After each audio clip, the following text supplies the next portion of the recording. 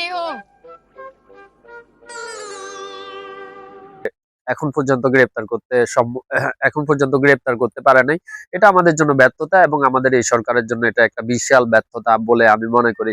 Even আপনারা আমার ফেসবুকে দেখেছেন, আমি ফেসবুকে হচ্ছে এই বিষয়গুলো নিয়ে হচ্ছে অনেক লেখালেখি করেছি এবং আমি আমার লেখালেখি দিয়ে উঠিয়ে নিয়ে এসেছি কিভাবে এই সরকারের আইন শৃঙ্খলা বাহিনীর এক অংশ অবশ্যই হচ্ছে হাদি ভাইয়ের হত্যার সাথে জড়িত এবং আইন শৃঙ্খলা বাহিনীর এক অংশ অবশ্যই হাদি ভাইয়ের হত্যার সাথে জড়িত। কেননা প্রকাশ্যে একদম ঢাকা শহরের রাস্তাতে প্রকাশ্যে একদম দুইটা লোক গুলি করে দিয়ে ওই প্রকাশ্যে গুলি করার পরে দুইটা লোক বাংলাদেশের বর্ডার ক্রস করে ভারতে চলে যাবে, এটা আসলে এটা আসলে কেউ মেনে নিতে চাচ্ছে না এবং মেনে নিতে চায় না। এবং মানুষ এতটুকু মনে করে যে শুধুমাত্র হাদি ভাই শুধুমাত্র স্বতন্ত্র ইলেকশন করার কারণে বা হচ্ছে জুলাই আন্দোলনকারী হওয়ার কারণে তাকে গুলি করে দিয়ে চলে যাবে, এটা মানুষ মনে করে না।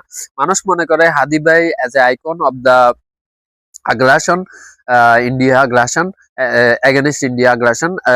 হাদি ভাইকে মানুষ মনে করে হাদি ভাই একটা আইকন, ইন্ডিয়ার আধিপত্যবাদের বিরুদ্ধে হাদি ভাই হচ্ছে একটা আইকন। সুতরাং হাদি ভাইয়ের হত্যার পিছনে হচ্ছে অবশ্যই ভারতের গোয়েন্দা সংস্থা রয়ের একটা হাত অবশ্যই থাকবে।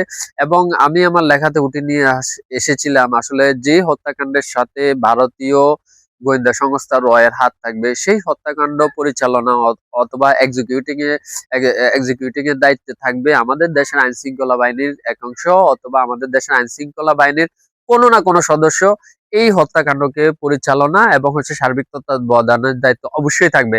এবং মানুষ এখন ডাইরেক্টলি আসলে বলা বলি করতেছে ফেসবুকে বা বিভিন্ন সোশ্যাল মিডিয়াতে যে এই হত্যাকাণ্ডের সাথে হয়তোবা স্বরাষ্ট্র মন্ত্রণালয়ের যিনি প্রধান রয়েছে তিনিও জড়িত থাকতে পারে এবং এই হত্যাকাণ্ডের সাথে স্বরাষ্ট্র মন্ত্রণালয়ের বড় বড় আমলারা থাকতে পারে।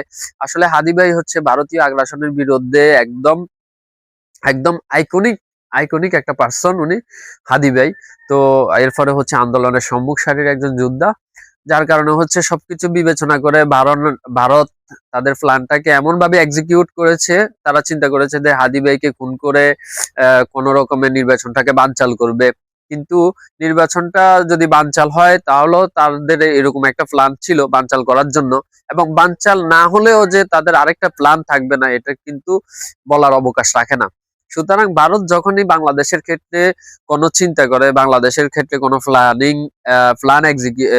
প্ল্যান ক্রিয়েট করে, তখন তারা আসলে plan A B C plan D পর্যন্ত, ইভেন কোনো কোনো মুহূর্তে প্ল্যান এ থেকে জেড পর্যন্ত তারা ক্রিয়েট করে রাখে, যাতে একটা ফল আউট হলে, একটা যদি ফেলড হয়, একটা যদি ফল ডাউন করে, তাহলে আরেকটা আরেকটা প্ল্যান যাতে কাজ করে।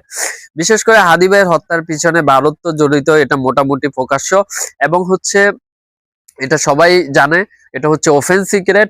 এবং ভারত এই হাদি ভাইকে হত্যা করানোর একটা মূল কারণ থাকতে পারে নির্বাচনটাকে বানচাল করা। যে কিন্তু হাদি ভাইকে হত্যার পরেও আমরা দেখতেছি নির্বাচনটা বানচাল হওয়ার কোনো সম্ভাবনা নাই। ইনশাল্লাহ নির্বাচনটা অন ডেট হবে ইনশাল্লাহ। কিন্তু নির্বাচনটা যে অন ডেট হবে, এই নির্বাচনটা যে অন ডেট হবে এরকমও ভারতের কিছু প্ল্যান থাকতে পারে। যে নির্বাচন বানচাল হয়, তাহলে ভারত একটা প্ল্যান করেছিল নির্বাচন বানচাল করার জন্য, এবং নির্বাচন যদি বানচাল না হয় তাহলে নির্বাচন হলে ভারত কোন রুটে কাকে সিলেকশন করাবে বা কোন রুটে কাকে সাপোর্ট দিবে এরকমও তাদের একটা প্ল্যান থাকতে পারে। সুতরাং এখানে নির্বাচন বানচাল করাও হচ্ছে যেমন ভারতের একটা প্ল্যানেরই অংশ, ভারতের একটা প্ল্যানের অংশ এখানে যেহেতু থাকতে পারে। এবং নির্বাচন হয়ে গেলেও যে ভারত বাংলাদেশের জন্য কোনো একটা প্ল্যানিং কিছু করবে না, এটা না ভাবার কোনো অবকাশ নাই। এবং এই আপনারা দেখবেন তো এখন হচ্ছে ভারত যেহেতু হাদি ভাইকে হত্যা করার পরেও নির্বাচন যেহেতু হচ্ছে, সুতরাং ভারতের এখন প্ল্যান কি, ভারতের হচ্ছে এখন প্ল্যান হচ্ছে যে নির্বাচন হওয়ার পরে ওনারা এমন কিছু লোককে সিলেক্ট করতে চায়, ওনারা এমন কিছু পার্টিকে সিলেক্ট করতে চায় যাদের মাধ্যমে ওনারা ফ্যাসিলিটেড হবে, যাদের মাধ্যমে ওনারা বেনিফিটেড হবে। তো ওনারা এরকম কিছু সিলেক্ট করতে চায়। এবং আপনারা দেখবেন বিএনপির একজন বড় নেতা যিনি হাইকমান্ডে যাচ্ছে, সম্ভবত বেগম খালেদা জিয়ার উপদেষ্টা হিসেবে ছিল আগে, তো উনি নিজের মুখে বলেছিল যে বিএনপির মধ্যে এমন কিছু পার্সন আছে যারা আননোন না নোন, যারা অপরিচিত না পরিচিত, এবং হচ্ছে যারা হচ্ছে নিউ না, যারা হচ্ছে ওল্ড, ঠিক আছে। তো হচ্ছে এরকম ওনার কথাটা কোড আনকোড আমি বলি। উনি বলেছেন যে বিএনপির মধ্যে এমন কিছু লোক আছে যারা আননোন না নোন, এবং যারা অপরিচিত না পরিচিত, এবং যারা হচ্ছে নতুন না, যারা হচ্ছে পুরানো, এরকম কিছু লোক আছে যারা হচ্ছে একদম দ্বারা ফ্যাসিলিটেড, ভারতের ইন্ডিয়া সংস্থা দ্বারা ফ্যাসিলিটেড, এবং হচ্ছে যারা দ্বারা হচ্ছে আহ আহ যাদেরকে হচ্ছে চালায়, যাদেরকে হচ্ছে কোনো না কোনো ভাবে হচ্ছে ফ্যাসিলিটি দিয়ে থাকে, এবং হচ্ছে এই দেশের বিভিন্ন নিউজ, এই দেশের ভিতরগত যে কথাগুলা ওই দেশে পাচার করার জন্য কোনো না কোনো ভাবে তাদেরকে ফ্যাসিলিটেড করে থাকে, বা কোনো না কোনো ভাবে তাদেরকে বেনিফিট দিয়ে থাকে। এটা বিএনপির একজন বড় নেতা খালেদা জিয়ার, যিনি আগের যিনি একজন উপদেষ্টা ছিলেন, উনার মুখের কথাটা আমি কোড আনকোড আপনাদেরকে বললাম। তো এটা হচ্ছে তাদের সো এটা একটা প্ল্যান ভারতের তরফ থেকে, যে ওনারা ফার্স্ট অফ ওনারা প্ল্যান হিসাবে চেষ্টা করলো যে নির্বাচনটাকে কিভাবে বানচাল করা যায়। তারই পরিপ্রেক্ষিতে দেখা গেছে হাদি ভাইকে হত্যা করলো, এবং যেহেতু হাদি ভাই as a icon of the Bangladesh, Hadi ভাই যেহেতু একজন বাংলাদেশের একটা আইকন, ভারতীয় আগ্রাসনের বিরুদ্ধে একজন সম্মুখ সারির একজন যোদ্ধা, কথা বলার মতো একজন স্পিকার। তো ওই হিসেবে সবকিছু মিলিয়ে সব ক্যালকুলেশন করে ওনারা মূলত হাদি ভাইকেই বেছে নিল, যে হাদি ভাইকে বেছে নেওয়ার পরে ওনাকে হত্যা করার পরে একটা আকস্মিক হবে এবং নির্বাচনটা বানচাল হবে, এটা ওনাদের ধারণা, প্ল্যান ছিল। এটা ছিল ধরেন প্ল্যান এ।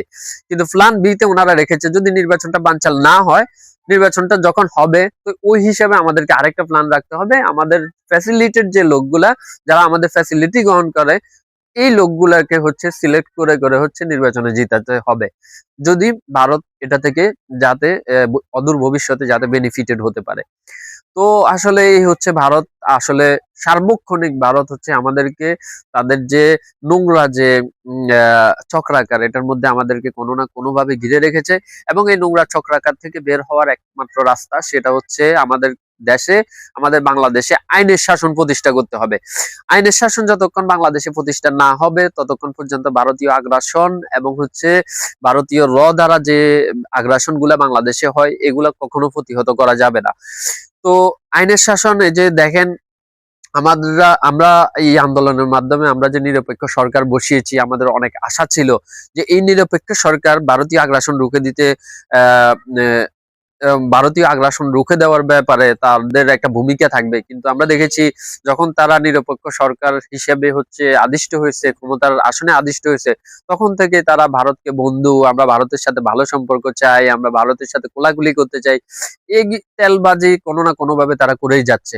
ইভেন আপনারা দেখেন যে বাংলাদেশের মাটিতে আবরারের মতো লোক শুধুমাত্র ভারতীয় আগ্রাসনের বিরুদ্ধে কথা বলতে গিয়ে শহীদ হয়েছে, যে বাংলাদেশের এই বাংলাদেশে মনে করেন নিরপেক্ষ একজন সরকার, নিরপেক্ষ একটা পার্টি তো বলবো না, নিরপেক্ষ কিছু লোক ক্ষমতায় আদিষ্ট হয়ে তারা কি করলো, ভারতের জন্য ইলিশ মাছ পাঠাইলো। তাহলে আপনারা কি করলেন? আপনাদেরই এই একটা ছেলে, যে আপনাদের দেশের জন্য কথা বলতে গিয়ে, যে আগ্রাসনের বিরুদ্ধে কথা বলতে গিয়ে শহীদ হলো অন্য একটা দেশের শুধুমাত্র চক্রান্তের কারণে, সেই দেশকে আপনারা হচ্ছে ক্ষমতার আসনে এসে আপনারা তাদেরকে ইলিশ মাছ পাঠাচ্ছেন। তো এটা হচ্ছে শহীদের রক্তের সাথে বেইমানি। এখনো দেখেন একই অবস্থা। হাদি ভাইকে হত্যা করার পর সরকার অনেক নাটক সাজানোর চেষ্টা করতেছে। সরকার বলতেছে যে আসামি ইন্ডিয়া চলে গেছে। আসামি যদি ইন্ডিয়া চলেও যায়, তাইলে এতে কি সরকারের এই আইন শৃঙ্খলা বাহিনীর এক অংশ কি জড়িত না? একটা আসামি যদি ইন্ডিয়া পার হয়ে যায়, বর্ডার ক্রস করে যায়, তাইলে তো অবশ্যই এখানে বর্ডারের দায়িত্বে কে রয়েছে? বিজিবি রয়েছে। তাইলে অবশ্যই তো এই সরকারের আইন শৃঙ্খলা বাহিনীর কোনো না কোনো সদস্য অবশ্যই তাকে আইন শৃঙ্খলা বাহিনীর কোনো না কোনো সদস্য অবশ্যই তাকে হচ্ছে সেভ এক্সিট দিয়েছে, যার কারণে সে ভারত যেতে পারছে। তো ultimately moral of the story কি দাঁড়াচ্ছে, যে এই সরকারের আইন শৃঙ্খলা বাহিনীর কোনো না কোনো অংশ, কেউ কোনো না কোনো ব্যক্তি, কোনো না কোনো আমলা অবশ্যই হাদি ভাইয়ের হত্যার সাথে জড়িত। সুতরাং যেখানে রানিং সরকারের কোনো না কোনো আমলা, কোনো না কোনো আইন শৃঙ্খলা বাহিনীর কোনো না কোনো সদস্য হাদি ভাইয়ের হত্যার সাথে জড়িত, সেখানে তাদের কাছে ন্যায় বিচার আশা করা শুধুমাত্র হচ্ছে সময় ক্ষেপণ করা ছাড়া আর কিছুই না। তো আমি ইনকালাব মঞ্চের উদ্দেশ্যে আমি শুধু বলতে চাই এতটুকু যে এজরায়েল আপনারা যদি হচ্ছে ন্যায় বিচার আশা করেন, যে আমি আপনাদেরকে বলবো যে সরকার আগে ঝুলন্ত 100% প্রমাণিত 100% আলোচিত বিচারগুলো 100% আলোচিত মামলার বিচারগুলো ন্যায় বিচারগুলো এখন পর্যন্ত দিতে পারে নাই। উদাহরণস্বরূপ আবরার হত্যার কথা বললেন, আবরার হত্যাতে মনে করেন শেখ হাসিনা বিচার করে নাই, কারণ তার লোকেরা হত্যাকাণ্ডের সাথে জড়িত ছিল, ভারতের মদদে তার লোকেরা হত্যাকাণ্ডের সাথে জড়িত ছিল। কিন্তু নিরপেক্ষ সরকার গত 1-1.5 বছরে কেন এই বিচারটা কমপ্লিট করতে পারে নাই? সুতরাং নিরপেক্ষ সরকারও ওই ভারতের রাস্তাতেই হাঁটতেছে, ওই আওয়ামী লীগের রাস্তাতেই হাঁটতেছে। সুতরাং যে সরকার 100% ডকুমেন্টেশন থাকার পরে হচ্ছে আগের বিচারগুলো ভেরিফাই করে কমপ্লিট করতে ব্যর্থ হয়েছে, সেই সরকারের কাছে রানিং একটা হত্যার বিচার চাওয়া হচ্ছে বোকামি করা আর হচ্ছে সময় ক্ষেপণ করা। ঠিক আছে, এটা ছাড়া অন্য কিছু নয়। সুতরাং এখানে আমাদের করণীয় কি, বা ইনকিলাব মঞ্চের করণীয় কি? এখানে একজন ব্যক্তি হিসেবে আমি সরকারের প্রতি তীব্র নিন্দা ও ক্ষোভ জানাচ্ছি, এবং হচ্ছে ইনকিলাব মঞ্চের প্রতি আমার ব্যক্তিগত আহ্বান থাকবে যে আপনারা সরকার পতনের ডাক দিতে পারেন, এটা আপনাদের তরফ থেকে আপনারা এটা করে নিতে পারেন, অথবা এটা রাখতে পারেন, আপনারা 1 নম্বর দফাতে রাখতে পারেন, অথবা হচ্ছে আপনারা আইনমন্ত্রী অথবা স্বরাষ্ট্রমন্ত্রীর স্বরাষ্ট্র উপদেষ্টা অথবা আইন উপদেষ্টার পদত্যাগ চাইতে পারেন, অথবা আপনারা এই বর্তমান সংসদীয় নির্বাচনে যারা যারা অংশ নিচ্ছে আপনারা তাদের কাছে, বিশেষ করে বিএনপির হাইকমান্ডের কাছে যেতে পারেন, জামায়াতে ইসলামীর হাইকমান্ডের কাছে যেতে পারেন, এবং হচ্ছে এনসিপির হাইকমান্ডের কাছে আসতে পারেন।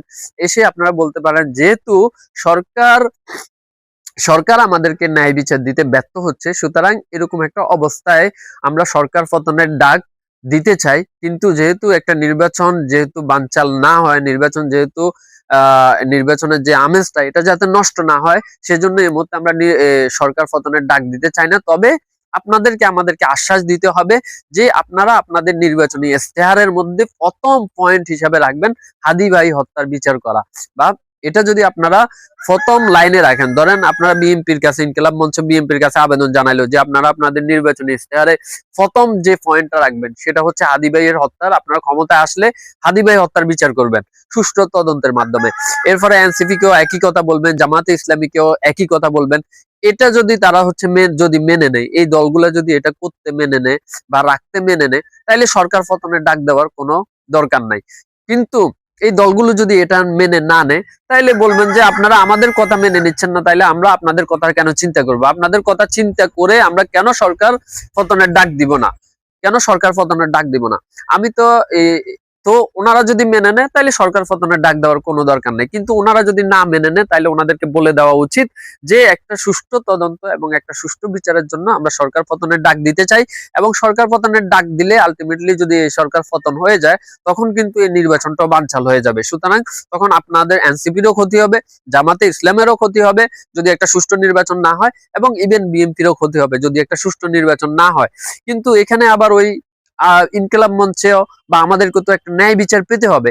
সুতরাং ন্যায় বিচারের জন্য আমাদেরকে তো কোনো না কোনো স্টেপ, অথবা ইনকিলাব মঞ্চের কোনো না কোনো স্টেপ নিতে হবে। সুতরাং ইনকিলাব মঞ্চের উচিত হয়তো প্রথম ধাপে ইনকিলাব মঞ্চ রাখতে পারে স্বরাষ্ট্রমন্ত্রীর পদত্যাগ রাখতে পারে, দ্বিতীয় ধাপে রাখতে পারে আইনমন্ত্রীর পদত্যাগ রাখতে পারে, এবং তৃতীয় ধাপে রাখতে পারে এই এই যে নির্বাচনে অংশ নেওয়া যে দলগুলো রয়েছে ওনাদের সাথে কথা বলবে, ওনারা নির্বাচনী ইশতেহারের মধ্যে হাদি ভাইয়ের হত্যার বিচারটা প্রথম পয়েন্টে নিয়ে আসবে, যে ওনারা যদি ক্ষমতার আসনে আদিষ্ট হয় তাহলে সর্বপ্রথম কাজ যেটা সেটা হচ্ছে হাদি ভাইয়ের হত্যার ন্যায় বিচার ওনারা মানুষকে দিবে, এই জাতিকে দিবে, এবং এই জাতিকে কলঙ্ক মুক্ত করবে। ওনারা এই তিনটা দাবি যদি বরাবর না থাকে তাহলে চতুর্থ দাবিতে মানুষের দিকেও তাকানোর দরকার নেই, দলের দিকেও তাকানোর দরকার নেই, কারো দিকে তাকানোর দরকার নেই। ন্যায় বিচার পাওয়ার জন্য অবশ্যই সরকার আন্দোলনের ডাক দেওয়া উচিত, ইনকিলাব মঞ্চের অথবা জনগণের, এটা ব্যক্তিগতভাবে আমি মনে করি। কিন্তু এই যে কোনো একটা স্টেপ তো নিতে হবে। এভাবে একজন আমাদের জুলাই যোদ্ধাকে মেরে দিয়ে চলে গেল, শহীদ করে দিয়ে চলে গেল, এবং আসামিকে এখন পর্যন্ত ধরার কোনো নাম নাই। তো এরকম একটা পর্যায়ে ইনকিলাব মঞ্চ এবং যারা যারা ইনকিলাব মঞ্চের দায়িত্বে রয়েছে আমি মনে করি তাদেরকে একটা স্টেপ নেওয়া উচিত। এবং আরেকটা কথা হচ্ছে এই এই হলো হাদি ভাইয়ের টপিকটা। এরপরে হচ্ছে ধরেন বর্তমানে হচ্ছে আমরা কাকে ভোট দিব, আমরা দেখতে পাচ্ছি যে বাংলাদেশে একটা সবসময় একটা যে একটা ভোটের যে একটা কন্ডিশন বা হচ্ছে নেতা সিলেকশনের মানুষের যে মাইন্ডসেট, এই মাইন্ডসেটটা হচ্ছে এখনো পাল্টায় নাই। মানুষ ওই বাপে আওয়ামী লীগ করে, ছেলেও আওয়ামী লীগ করে, ছেলে আওয়ামী লীগ করে, নাতিও আওয়ামী লীগ করে। মানুষের এই মেন্টালিটি থেকে মানুষকে আসলে বের হয়ে আসা উচিত। মানুষকে চিন্তা করা উচিত যে কেউ যখন আপনার জন্য কেউ যদি আগে ক্ষমতায় থেকে থাকে, আপনাকে চিন্তা করা উচিত কোন এমপি যদি আগে ক্ষমতায় থেকে থাকে, এই এমপি আপনার জন্য কি কি করেছে, আপনার জাতির জন্য সে কি কি করেছে, ঠিক আছে। এরপরে ওইটা চিন্তা করে আপনাকে পরবর্তীতে তাকে আবার সিলেকশন করবেন কি করবেন না এটা নিয়ে ভাবা উচিত। এবং নতুন কোন পরিচিত মুখ, যারা আগে কখনো সংসদের সাথে রিলেটেড ছিল না, যারা আগে কখনো রাজনৈতিক ভাবে এমপি মন্ত্রী ছিল না, এদের ব্যাপারে আপনাদেরকে চিন্তা করা উচিত যে একটা লোক নতুন আসছে, ওনারা যদি আপনি যদি সুযোগ না দেন, তাহলে আপনি কিভাবে তাকে যাচাই করবেন সে ভালো কি মন্দ। ধরেন সাপোজ আমার কুমিল্লা 10 আসন নাঙ্গলকোট এবং লালমাইয়ের কথা বলি। নাঙ্গলকোট এবং লালমাই, এই নাঙ্গলকোট এবং লালমাই আসনে, কুমিল্লা 10 আসনের জন্য বর্তমানে বিএনপির তরফ থেকে এমপি মনোনীত হয়েছেন গফুর ভুঁইয়া কাকা। তো এরপরে হচ্ছে জামাতের তরফ থেকে আর হচ্ছে এনসিপির তরফ থেকে হচ্ছে আমাদের জামাতের ভাই ইয়াসিন আরাফাত ভাই, এবং হচ্ছে আহ আহ উনি হচ্ছে জামাত এবং হচ্ছে এনসিপির তরফ থেকে, এবং হচ্ছে বিএনপির তরফ থেকে হচ্ছে গফুর মিয়া কাকা। তো আপনাদেরকে চিন্তা করতে হবে এইভাবে যে গফুর কাকা আগে যখন হচ্ছে ক্ষমতায় ছিল, আগে যখন হচ্ছে উনি তো এখন সাবেক সংসদ সদস্য, উনি যখন পূর্বে সংসদ সদস্য ছিল, উনি এই এলাকার জন্য কি কি উন্নয়ন করেছে এবং হচ্ছে ওনার থেকে কমিটমেন্ট নেওয়া উচিত, উনি এখন আসলে ওনাদের জন্য আমাদের জন্য কি কি করবে, এই কমিটমেন্ট নেওয়া উচিত। এবং এই কমিটমেন্ট নেওয়ার পরে হচ্ছে নতুন যারা মুখ রয়েছে, যেমন ইয়াসিন আরাফাত ভাই, উনি কখনো হচ্ছে সংসদ সদস্য ছিলেন না, কখনো এমপি ছিলেন না। সুতরাং আপনাদেরকে ওনাকে নতুন, যেহেতু উনি নতুন, ওনাকে যদি আপনারা চান্স না দেন, তাহলে আপনারা তাকে যাচাই করবেন কিভাবে। একটা সময় আপনারা গফুর মিয়া কাকাকে চান্স দিয়েছিলেন, উনি এমপি ছিল, হ্যাঁ ভালো করুক কম করুক, বেশি করুক কম করুক, উনি কিছু একটা করেছে, আপনারাও দেখেছেন। কিন্তু আপনারা যদি এখন তাকে চয়েস করেন, তাকে আবারও চয়েস করার ক্ষেত্রে এবং হচ্ছে নতুন লোককে বিবেচনার ক্ষেত্রে আহ আপনাদেরকে একটা যে কমন সেন্স, ওইটা ইউজ করা উচিত। যে একজন নতুন লোক, ওনাকে যদি আপনারা যদি চান্স না দেন, তাহলে ওনাকে আপনারা যাচাই করবেন কিভাবে। আর একজন পুরান লোক, যাকে আপনারা অলরেডি দেখেছেন উনি কি করেছে এলাকার জন্য এবং কি এই করতে পেরেছে এই গত 17 বছরে যখন আপনারা দুঃসময়ে ছিলেন, এটাও আপনারা দেখেছেন। তো সবকিছু বিবেচনা করে আপনাদেরকে সাপোর্ট দেওয়া উচিত। বিশেষ করে যদি আমার ব্যক্তিগত সাপোর্টের কথা আপনাদেরকে যদি বলি, যেহেতু আমাদের দল এনসিপির একজন সদস্য আমি, সুতরাং আমাদের দলীয়ভাবে হচ্ছে এনসিপি থেকে হচ্ছে জামায়াতে ইসলামের সাথে সমঝোতা হয়েছে, আর জামায়াতে ইসলাম থেকে হচ্ছে কুমিল্লা 10 আসনের জন্য হচ্ছে ইয়াসিন আরাফাত ভাই। সুতরাং আমার ব্যক্তি সাপোর্ট হচ্ছে ইয়াসিন আরাফাত ভাইয়ের জন্য অবশ্যই থাকবে। এবং শুধুমাত্র যে আমাদের দল ইয়াসিন আরাফাত ভাইকে সাপোর্ট দিয়েছে যার কারণে আমিও ইয়াসিন আরাফাত ভাইকে সাপোর্ট দিব, বিষয়টা এমন না। বিষয়টা হচ্ছে আমাদেরকে দেখতে হবে যে এই লোকটা আগে কখনো এমপি ছিল কিনা, ছিল না। সুতরাং ওনার ক্যারেক্টার দেখতে হবে, ওনার চরিত্র দেখতে হবে, ওনার পার্সোনালিটি, ওনার এডুকেশন ব্যাকগ্রাউন্ড, ওনার হচ্ছে পড়ালেখা শিক্ষাগত যোগ্যতা, সবকিছু দেখে বিবেচনা করতে হবে। ওনার সবকিছু ঠিক আছে, শুধুমাত্র একজন নতুন মানুষ হিসেবে ওনাকে যদি আমি সিলেক্ট করি, উনি যদি আসে, তখন আমি যাচাই করতে পারবো উনি কতটুকু ভালো করতে পারবে, কতটুকু খারাপ করতে পারবে। কিন্তু আগের যারা সংসদীয় আসনের এমপি ছিল, তাদেরকে তো অলরেডি আপনারা দেখেছেন তারা কি করেছে না করেছে। সুতরাং তাদেরকে যাচাই করার ক্ষেত্রে অলরেডি আপনি একটা ফলাফল পর্যায়ে চলে গেছেন। কিন্তু এখানে নতুন লোকের ক্ষেত্রে, যাচাইয়ের ক্ষেত্রে যেহেতু আপনি এখনো তাকে যাচাই করার কোনো সুযোগ এখনো হয়ে ওঠে নাই, সুতরাং এটা একটা বিগ ওয়ে, তাকে আপনারা এই মুহূর্তে সিলেকশন করে দিতে পারেন, যাতে আপনারা যাচাই করতে আপনাদের জন্য সুবিধা হয়। আর আজকের ভিডিওটা আসলে লম্বা হওয়ার আরো একটা কারণ আছে, সেটা হচ্ছে ওই যে আমার ইউটিউব যে চ্যানেলটি রয়েছে, আপনারা জানেন আমাদের ইউটিউব এবং ফেসবুক তেমন একটা সেফ থাকে না। তো ফেসবুকের চাইতে হচ্ছে ইউটিউবটা একটু বেশি সেফ থাকে, যার কারণে হচ্ছে ইউটিউব সেভ করার জন্য আমি একটা লং ভিডিও নিচ্ছি। যার কারণে অনেকগুলো টপিকে কথা বলেছি। প্রথমত হচ্ছে যে আমি যেহেতু এমপি হিসেবে পদপ্রার্থী ছিলাম এবং প্রচারণা চালিয়েছি, কিন্তু ইউনিট অফ দ্য টাইম আমাদের দল হচ্ছে জামাতের সাথে সমঝোতা করার কারণে কুমিল্লা 10 আসন এখন আমাদের সাপোর্টিং এ থাকতেছে হচ্ছে ইয়াসিন আরাফাত ভাই। আর হচ্ছে দ্বিতীয় টপিক হাদি ভাইয়ের হত্যাকাণ্ড নিয়ে একটা আলোচনা করলাম। যে আমি মনে করি, ব্যক্তিগতভাবে আমি মনে করি হাদি ভাইয়ের হত্যাকাণ্ডের সাথে রাষ্ট্রের এক অংশ অথবা রাষ্ট্রের রাষ্ট্রের আইন শৃঙ্খলা বাহিনীর এক অংশ অথবা কিছু সদস্য অবশ্যই জড়িত। এবং হাদি ভাইয়ের যে হত্যাকাণ্ডটা হলো, এটা যে রাষ্ট্রের আইন শৃঙ্খলা বাহিনীর একাংশ আমাদের সাথে যে নাটক করতেছে, এটার একটা উদাহরণ আমি দিই।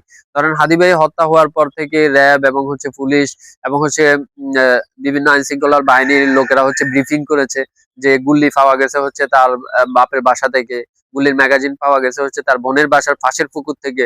তো আপনারা দেখেন এই যে টোটাল যে ইন্ডিয়ার বিষয়গুলো, এগুলো কিন্তু একটা পরিকল্পিত নাটকের মতো মনে হচ্ছে, কিন্তু পরিকল্পিত না। যার কারণে আমি আমার ফেসবুকে লিখেছি যে যে নাটকের হচ্ছে দায়িত্বে থাকবে হচ্ছে যে প্রথমত আমি লিখেছি যে যে হত্যাকাণ্ডের সাথে ভারত জড়িত থাকবে, এই হত্যাকাণ্ড এক্সিকিউটিং এর দায়িত্বে অথবা পরিচালনার দায়িত্বে অবশ্যই হচ্ছে বা সম্পাদনের দায়িত্বে অবশ্যই হচ্ছে বাংলাদেশের আইন শৃঙ্খলা বাহিনীর কিছু সদস্য অবশ্যই থাকবে। এবং যেই হত্যাকাণ্ডের সাথে বাংলাদেশের আইন শৃঙ্খলা বাহিনীর কিছু সদস্য বা একাংশ জড়িত থাকবে, ওই হত্যাকাণ্ডের নাটকীয়তার যে স্ক্রিপ্ট, ওই স্ক্রিপ্ট খুবই দুর্বল হবে। আপনারাই বলেন কোন আসামি একজন মানুষকে কোন খুনি একজন মানুষকে খুন করার পরে, ঢাকার ভিতরে খুন করার পরে তার একটা গুল্লি রেখে আসবে তার বাপের বাসাতে 50 কিলোমিটার দূরে গিয়ে, আবার আরো 50-100 কিলোমিটার দূরে গিয়ে তার বোনের বাসার পুকুরে গুল্লির ম্যাগাজিন রেখে আসবে? এটা কোন আসামি করবে? মানুষ কি এত ঘাস খায়? আপনাদের কি এটা মনে হয়? ইভেন আপনারা দেখেছেন যে আসামি হচ্ছে লাইভে ফেসবুক ভিডিওতে এসে হচ্ছে মনে করেন প্রমাণ করার চেষ্টা করতেছে যে সে দুবাইতে আছে। যে একজন আসামি যদি যদিও আমরা এই মুহূর্তে শিওর যে উনি হত্যা করেছেন হাদি ভাইকে, তো একজন আসামি হত্যা করার পরে, একজন মানুষকে হত্যা করার পরে কেন তাকে পাবলিককে ভিডিও করে দেখাতে হবে বা বিলিভ করাতে হবে যে আমি দুবাইতে আছি? কেন ওনাকে এটা করতে হবে? তো এই যে নাটকের যে স্ক্রিপ্ট গুলো আপনার কাছে যে দুর্বল লাগতেছে, এর কারণ হচ্ছে এই নাটকটা হচ্ছে সরকারি বাহিনীর কোনো না কোনো সদস্য এই নাটকের সাথে যুক্ত রয়েছে। এবং সরকারি বাহিনী অথবা আইন শৃঙ্খলা বাহিনীর কোনো সদস্য যদি কোনো নাটকের সাথে যুক্ত থাকে, তখন এই নাটকগুলোর স্ক্রিপ্টটা দুর্বল হয় এবং দূর থেকে দেখেই বোঝা যায় এখানে একটা নাটক হচ্ছে, এটা দেখেই বোঝা যায়। কিন্তু অন্যথায় বাংলাদেশের যে নাটক যেগুলো আছে, বিশেষ করে মেজাবিন টেজাবিন বা অনেকে আছে না নাটক টাটক করে, তো ওনাদের নাটক দেখলে আপনি মনে করবেন যে না, এটা একদম বাস্তবিক মনে হচ্ছে, কেননা আসলেই ওনারা নাটক করে যার কারণে বাস্তবিক লাগে। কিন্তু আইন শৃঙ্খলা বাহিনীর কিছু সদস্য যখন নাটক তৈরি করে, তখন এটাকে নাটক তো লাগেই না, বরং এটাকে বকবাস লাগে। মানে হচ্ছে একদম একটা বিরক্তিকর একটা বলতে পারেন শর্ট ফিল্মের মতো লাগে।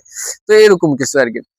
তো এই ন্যায় বিচার পাওয়া নিয়ে আসলে আমার কোনো আর চাওয়া থাকতে পারে না। যে সরকার মনে করেন আগের বিচারগুলোই কমপ্লিট করতে পারে নাই, আবরার হত্যার বিচার, তনুদর্শন হত্যার বিচার, যে 100% প্রুভেড প্রমাণিত ডকুমেন্টেশন থাকার পরও যে সরকার শুধুমাত্র মানে আসামিকে ফাঁসি দিবে এটাই পারে নাই, সে জায়গায় এই সরকার মনে করেন হচ্ছে তার আইন শৃঙ্খলা বাহিনীর কিছু সদস্য এই হত্যাকাণ্ডের সাথে জড়িত, কিভাবে সে এটাকে মনে করেন এটাকে ছাপাই দিবে, কিভাবে সে এটাকে ফিল আপ করবে, ন্যায় বিচার দিবে, এটা সম্ভব না। সুতরাং আমরা আশা করি নতুন যে সরকার আসবে, অবশ্যই নতুন সরকার অবশ্যই এই জাতিকে হাদি হত্যার ন্যায় বিচার দিয়ে অবশ্যই হচ্ছে জাতিকে কলঙ্ক মুক্ত করবে, এই আশা ব্যক্ত করি আমি। সবাই ভালো থাকবেন, আল্লাহ হাফেজ।